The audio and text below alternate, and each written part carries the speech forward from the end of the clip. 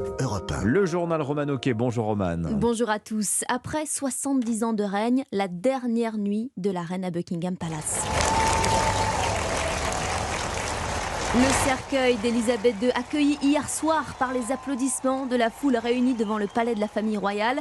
Londres, destination finale après 3 jours à travers le pays. Et oui, une nation où voyage aussi notre reporter Nina Droff à la rencontre des Britanniques. Oui, des habitants qui ont tous ou presque un souvenir avec la reine. C'est le cas de ces promeneurs rencontrés sur une plage de l'Est de l'Angleterre, l'une des préférées de la reine. Assis sur les marches d'une des bicoques colorées qui bordent le rivage, Barbara et Tom contemplent la plaine de sable ondulé qui s'étend à perte de vue. Tellement que les personnes à l'autre bout ne sont que des petits points noirs perdus dans l'immensité de la plage. Le couple se rappelle très bien du jour où une de ces lointaines silhouettes s'est avérée être la reine d'Angleterre. Je l'ai vue une fois sur la plage en train de promener ses corgis. Elle m'a juste souri et salué de la main. Elle avait l'air tellement simple. Bien sûr, j'avais reconnu la reine, mais elle avait juste l'air d'une personne normale. C'était très surprenant parce que d'habitude on ne voit que son côté formel. C'était assez incroyable.